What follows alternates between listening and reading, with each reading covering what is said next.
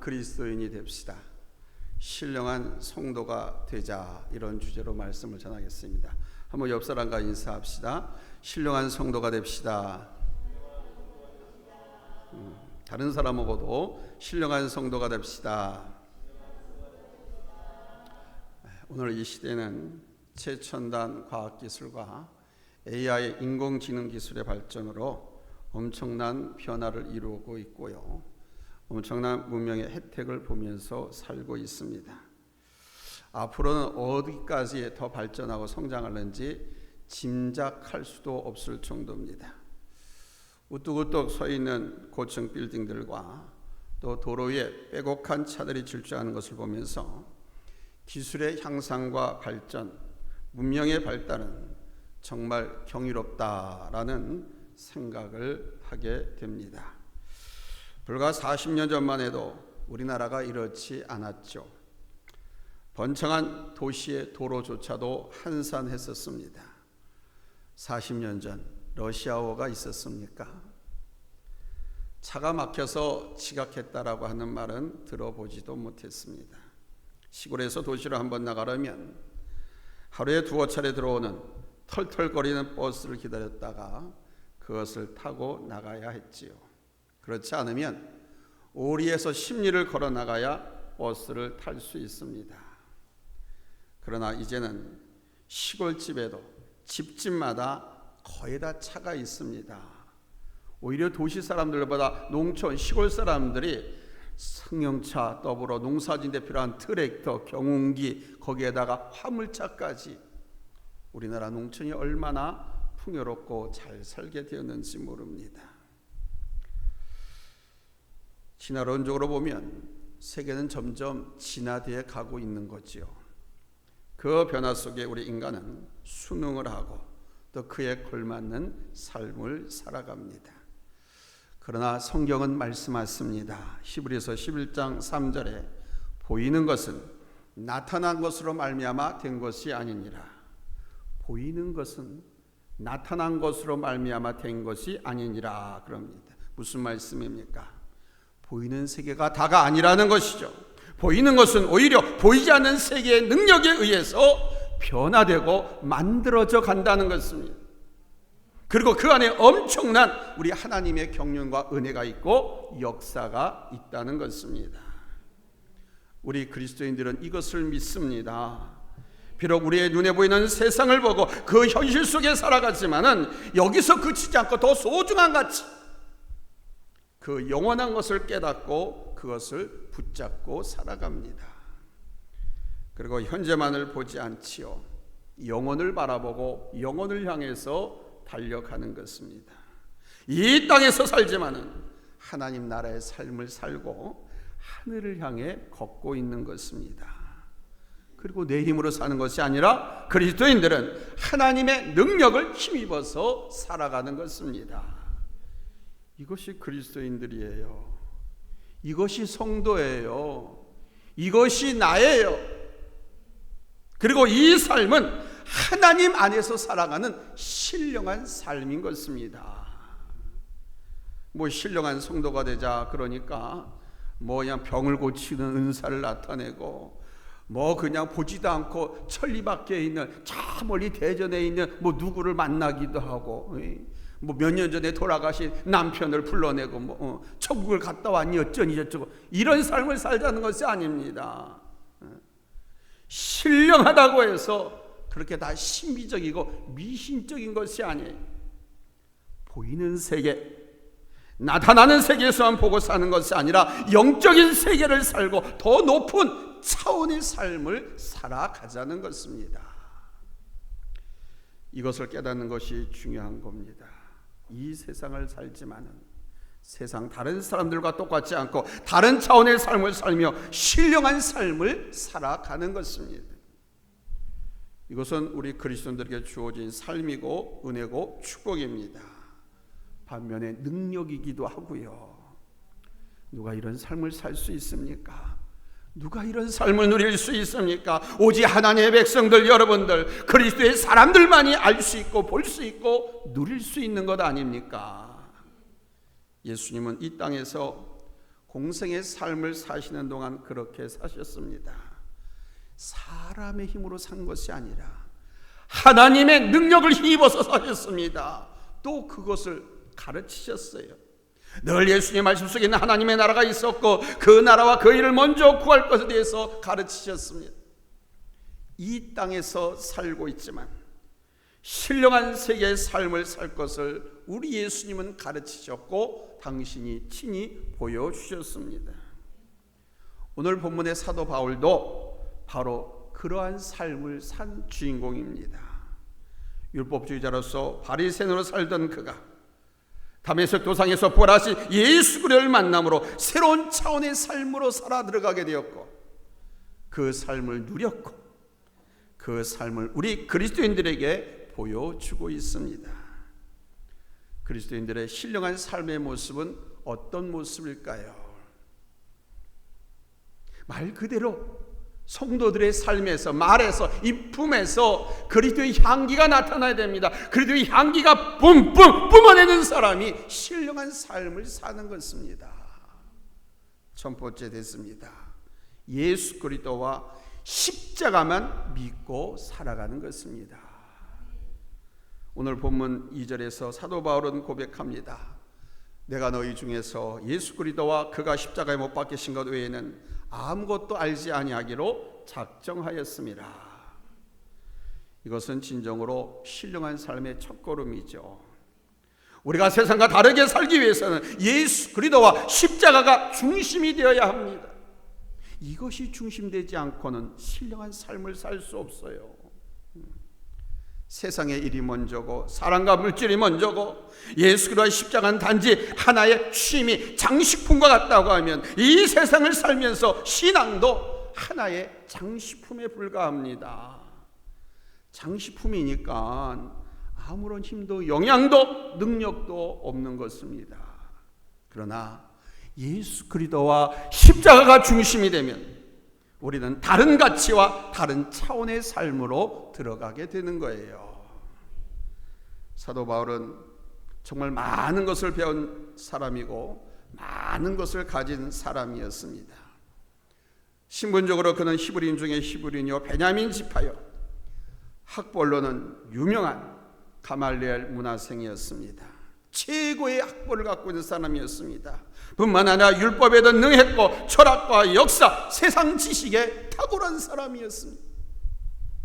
누구에게 뒤질 것 하나 없는 사람이었습니다.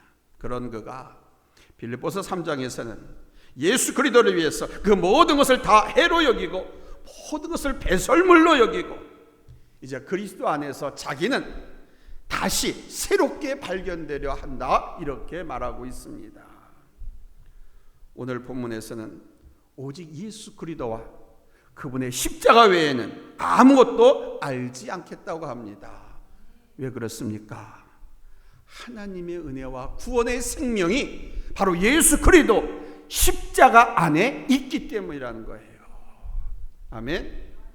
교회 아무리 다녀도 예수 그리스도를 믿지 못하면, 예수된 십자가 사건을 믿지 못하면 영원한 생명도 없고 구원도 없어요. 그전에는 율법이 구원인 줄 알았습니다. 그런데 그 율법을 지키는 것이 불가능했습니다. 그것은 구원도 불가능하다는 뜻입니다. 율법을 지킬 수 없다라고 하는 것은. 그런데 예수 그리스도를 만난 후에 하나님의 경륜과 깊으신 하나님의 뜻을 알았습니다. 따라서 이제는 예수 그리스도와 십자가에만 초점을 맞추는 겁니다. 십자가의 사랑으로 구원이 완성됨을 깨달은 거예요. 구원은 율법으로 주어지는 것이 아니라 은혜로 주어진다는 것을 안 것이죠. 그래서 오직 예수 그리스도와 그분이 십자가에 못 박히신 사건만 알기로 작정을 하고 그것만 전파한 것입니다. 이것은 전도자로서의 고백이 아닙니다. 한 그리스도의, 한 성도로서의 고백입니다. 위대한 사도 바울이니까 그렇지가 아닙니다. 구원받은 성도 한 사람으로의 그리스도인으로서의 고백입니다. 사도 바울은 전도자로서 예수님과 십자가를 생각하기에 앞서서 한 사람의 성도로서 그리스도와 십자가를 본 것이죠. 그리고 그 십자가와 예수님을 내 삶, 내 인생, 내 마음 중심에 세운 것입니다. 그리고 그 삶을 사는 거예요. 우리 그리스도인들에게 있어서 다른 그 어떤 것보다도 가장 중요한 것은 뭐냐? 예수 그리스도와 그분의 십자가 그리고 부활입니다. 아멘. 잊지 마십시오. 이것이 우리 신앙의 중심에 있지 않으면 우리의 신앙은 한낱 액세서리에 지나지 않습니다. 아무 힘도 쓸 수 없는, 아무 능력도 발휘할 수 없는 헛수아비 같은 신앙이 되는 거예요. 십자가와 부활에 대한 신앙이 없는 신앙, 고백이 없고 증거가 없는 신앙은 능력이 없습니다. 죽은 신앙인 것입니다. 우리로 하나님의 사랑을 알고 또 그 은혜 안에서 사람을 구원하는 능력은 뭐냐? 십자가의 복음이죠. 부활의 복음이죠. 그래서 바울은 고백합니다. 본문 2절에서 내가 너희 중에서 예수 그리스도와 그가 십자가에 못 박히신 것 외에는 아무것도 알지 아니하기로 작정하였습니다. 두 번째는 뭐가 신령한 삶을 사는 것이냐? 진실하게 사는 것입니다. 진실은 단지 정직의 정도가 아닙니다. 진실은 믿음을 동반한 라이프 스타일, 생활입니다. 삶입니다. 저 유태인들에게 있어서 믿음에 대한 또 다른 별명이 있는데 그게 뭐냐? 바로 진실입니다. 그들은 믿음이라는 말과 진실이라는 말을 같은 말로 썼습니다. 믿음이 있으면 진실한 사람이고 진실하면 믿음이 있는 사람이라고 이렇게 간주하고 사용했다는 겁니다. 아멘. 그렇다면 진실이란 믿음 안에서 갖는 겸손하고 정직한 삶 그 자체를 말하는 것이죠. 우리 하나님의 전신갑주 가운데 가장 먼저 언급한 것이 뭡니까? 허리띠죠. 무슨 허리띠? 진리의 허리띠라고 그랬습니다. 거기 진리는 뭡니까? 하나님 말씀을 가리키죠. 에베소 6장 13절에서 17절 하나님의 전신갑주 가운데 이 진리를 허리를 띠라고 그랬어요. 우리 한번 읽겠습니다. 시작. 그러므로 하나님의 전신갑주를 취하라. 이는 악한 날에 너희가 능히 대적하고 모든 일을 행한 후에 서기 이함이라. 그런즉 서서 진리로 너희 허리띠를 띠고 의의 호심경을 붙이고 평안의 복음이 준비한 것으로 신을 신고 모든 것 위에 믿음의 방패를 가지고 이로써 능히 악한 자의 모든 불화살을 소멸하고 구원의 투구와 성령의 검 곧 하나님의 말씀을 가져라. 아멘. 뭘 가장 먼저 언급하고 있습니까? 진리의 허리띠를 가장 먼저 언급하고 있습니다.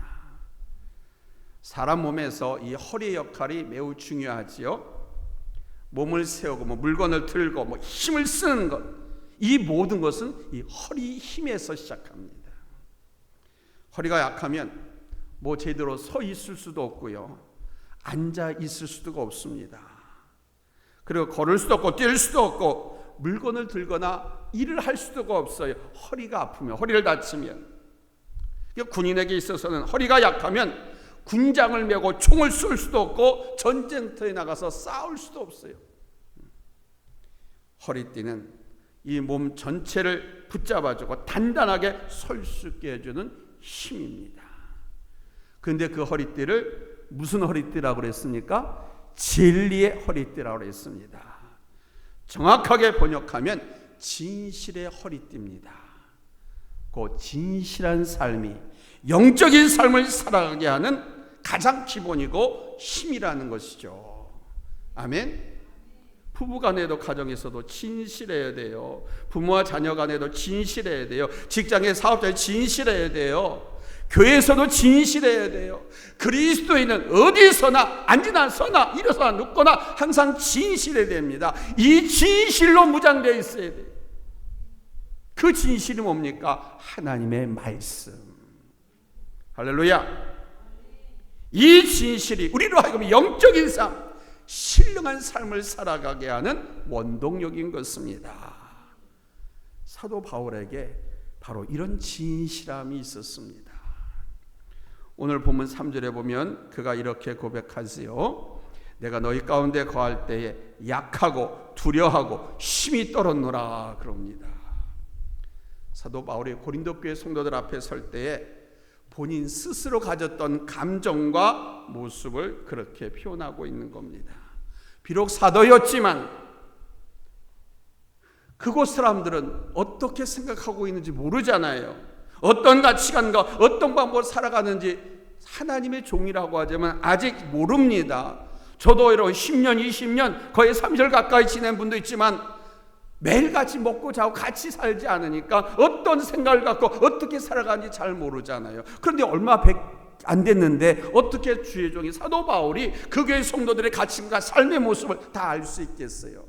그러니까 늘 두렵고 떨리는 마음으로 섰다 이거예요. 아니 혹시 저들 가운데 숨어서 자기를 또 해치려고 하는 자도 있지 않을까. 왜냐하면 우리 지금 대통령 후보로 나온 사람이 유세를 하는 중에 과거에 테러를 당했지 않습니까? 그러니까 또 테러를 당하지 않을까 해가지고 염려해서 경호원들을 세우고 방탄유를 세우고 하는 것처럼 사도 바울 그런 줄고비를 많이 넘겼거든요. 그러니까 성도들 가운데도 또 사도 바울을 죽이고자 하는, 암살고자 하는 유태인들이 있지 모른다 이거예요. 그래서 두렵고 떨리는 마음이 사도 바울에게 있었다는 겁니다. 그리고 자신이 전한 복음을 그 말씀을 듣는 청중들이 받아들일는지 배척할는지 이것도 알 수가 없습니다. 그래서 자신이 너무 연약한 존재고 부족한 존재인데 이러한 상황에서 내가 과연 목회를 할 수 있을까? 성도들이 하나님의 말씀을 가르칠 수 있을까? 이런 의식과 감정을 그렇게 표현한 거예요. 약하고 두려워하고 힘이 떨었노라. 이런 사도 바울의 진실함이 곳곳에 나타납니다. 로마서 7장 19절로 24절에 보면은 내가 원하는 바 선은 행하지 아니하고 도리어 원하지 아니하는 바 악을 행하는도다. 오호라 나는 곤고한 사람이로다. 이 사망의 몸에서 누가 나를 건져내랴. 또한 그는 스스로 나는 괴수 중에 죄인 중에 괴수라. 나쁜 놈들 중에 우두머리다. 이렇게 고백을 하기도 했습니다. 감히 하나님과 사람들 앞에 설 수 없는 부끄러운 자이지만 그래도 하나님께서 세우셨기에 내가 사도의 일을 감당하고 있다라고 정직하게 말하는 것입니다. 그런데요, 이것이 사도 바울의 강점인 거 아십니까? 이게 사도 바울의 강점이었습니다. 스스로 약함을 알았기 때문에 사도 바울은 하나님을 의지할 수밖에 없었습니다. 약한 그를 성령이 함께 하셔서 복음을 전하게 하시고 일하게 하셨습니다. 그래서 사도 바울이 고백하는 거예요. 내가 약할 때 그때 그곳 강함이니라.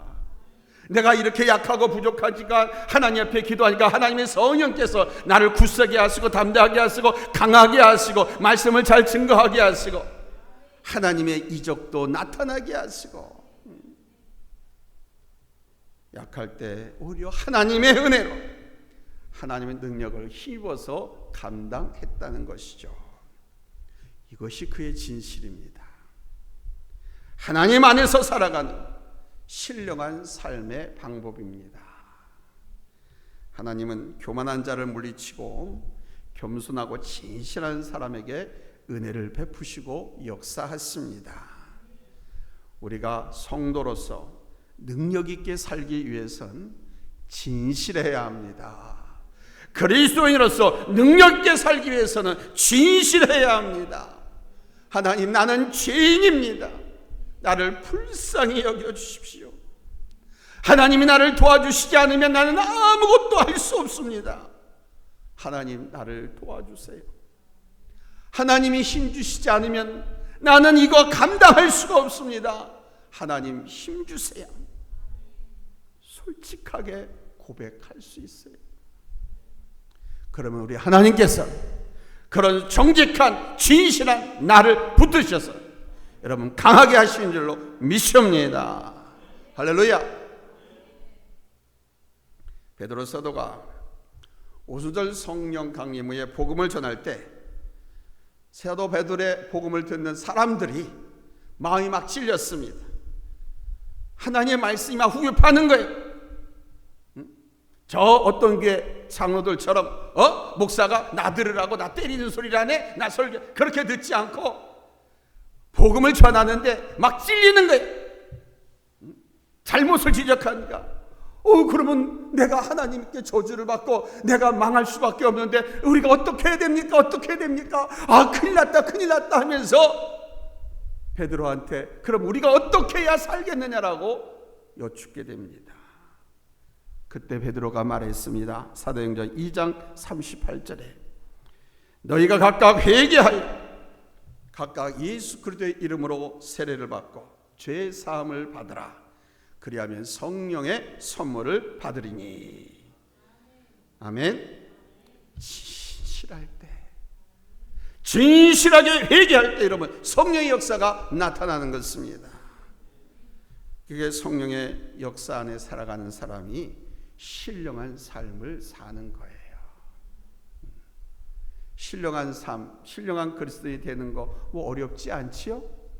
지금까지 많이 들어온 말씀들입니다. 세 번째로 신령한 삶은 성령을 힘입어서 사는 겁니다. 한번 따라서 합시다. 성령을 힘입어 살자. 성령이 누굽니까? 제3위의 하나님이 있습니다. 그 하나님을 힘입어 사는 거예요.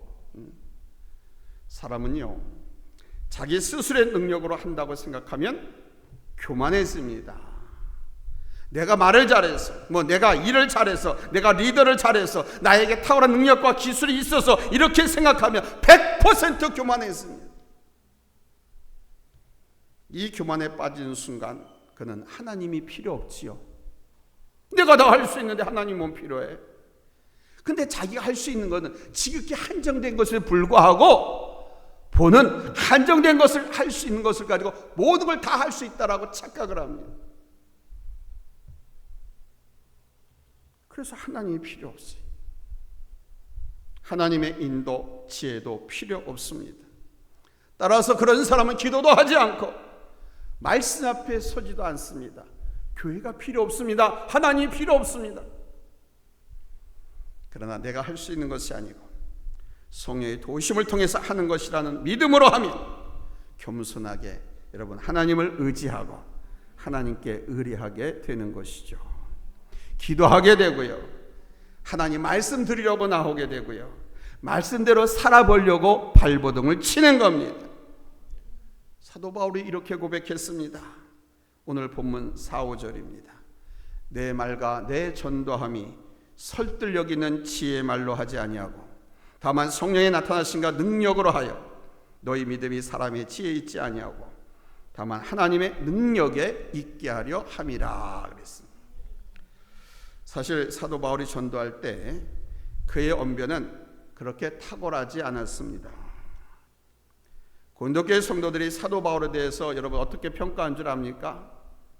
고린도 교회는 사도 바울이 설립한 교회입니다. 그 교회 개척자고 목사입니다. 근데 그 교회 성도들이 사도 바울을 그의 편지들은 무게가 있고 힘이 있으나 그가 몸으로 대할 때는 약하고 그 말도 시원치 않았다, 변변찮다 이렇게 평가했습니다.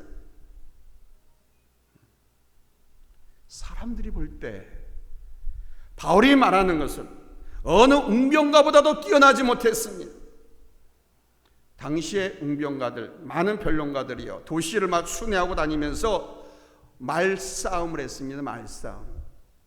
마치 이런 국회의원이나 대통령 선거할 때 막 지방 도시 돌아다니면서 유세하고 막 그러는 것처럼 이 웅병가들, 변론가들이 새로운 뉴스를 중앙 도시의 뉴스를, 나라의 소식을, 다른 나라 소식들을 막 가르쳐 주기도 하고 전하기도 하고 자기 철학, 자기 소신을 막 강조하기도 했습니다.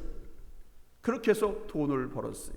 마치 길거리에서 버스킹하는 사람처럼 노래 부르고 기타 치고 막 그런 다음에 보자기 모자 돌리면서 돈 거두는 것처럼 이 웅병가들이 그랬습니다. 그 입담이 좋은 사람들은 그렇게 해서 돈을 많이 벌었어요. 그때 당시에 유명한 철학자 사병가들이, 우리가 철학 시간 세계에서 배운 뭐 크리소스톰이라든가 많은 철학자들이 그때 다 등장합니다. 바로 그들에 비해 사도 바울은 언변이 탁월하지 못했다고 합니다. 또 사도 바울의 외모는 어떻습니까? 키는 난장이 똥자루만, 배는 불룩 튀어나오고 대머리 홀딱 벗겨지고, 거기다가 심한 안질이 있어요. 그러니까 시력 어떤 초점도 명확하지 않고, 거기다가 가끔씩은 간질이 발해가지고 막 시궁창이고 도로건 어디고 막 엎어져서 막 개거품 흘리고 말고.